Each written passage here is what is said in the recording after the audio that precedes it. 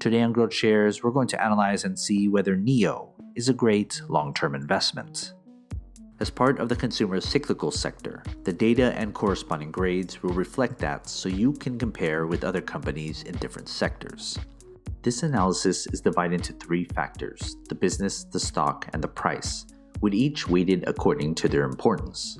Each factor has a set of metrics which delve deeper into each factor. They are also weighted based on importance. Both the factors and metrics are given a grade from 1 at the low end to 100 at the high end, with 51 being considered average.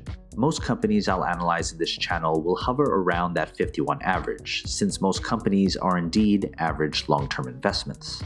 In order to be considered a great long-term investment, a company would need to receive a final grade of 81 or higher. When all three factors are added together, we'll get a company's final grade, which is also graded from 1 to 100.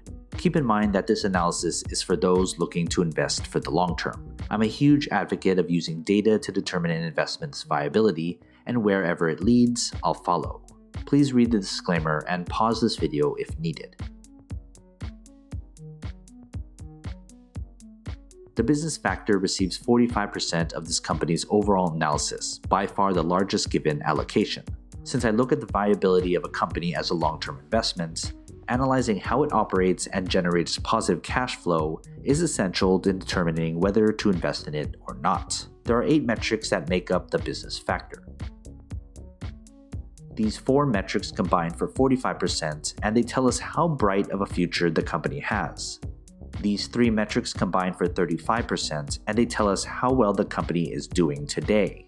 And market dominance at 20% tells us how well the company is doing against competitors and potential rivals. If you want to know more about each metric, I have made a video detailing every metric, link in the description below. Here are the grades for each business metric. And here is the company's business grade: 10 and below making it a failed business, and 91 or higher making it an extraordinary business.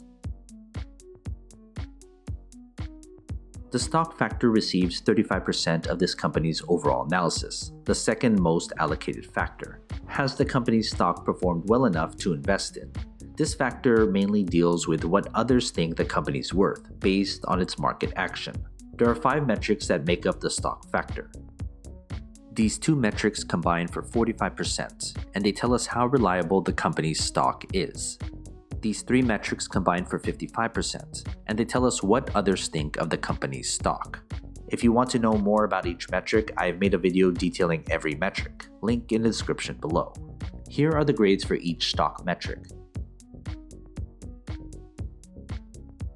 And here's the company's stock grade, with 10 or below making it a failed stock, and 91 or higher making it an extraordinary stock.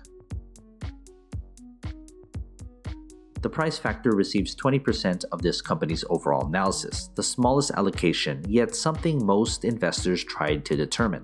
Price per share isn't everything, but it does determine the best price at which to invest.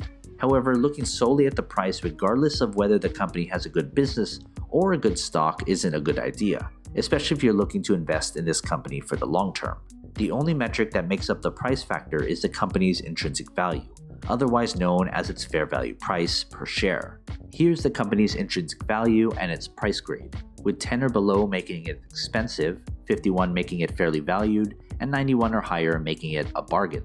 Before we look at this company's final grade, consider becoming a Patreon member for only $2 per month. As a member, you'll receive a spreadsheet with every grade from every company I've analyzed. It's updated all the time. Go to patreon.com/growthshares or click on the link in the description below.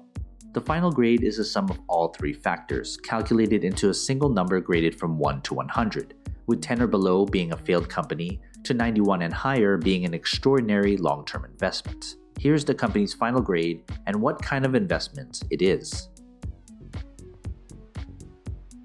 Undoubtedly, you may disagree with this analysis and the grades for this company. Often, owning this stock may give you some bias whether you agree or disagree with this analysis. I look solely at the data and nothing else. There's enough out there to create a narrative and picture of where a company is headed. The grades, factors, and metrics allocation was determined through backtesting and optimal analysis on how to properly look at a company as a long-term investment. I'll be sure to update this analysis if any news or events drastically change the grades I've given this company, so look out for that. Anyway, what are your thoughts? Do you agree or disagree with this analysis? Leave your comment below. If you're looking to advertise your business, product, or service in a future video, you can email me here. In order to filter out spam, write this phrase as the title of your email. And as always, take care of your money.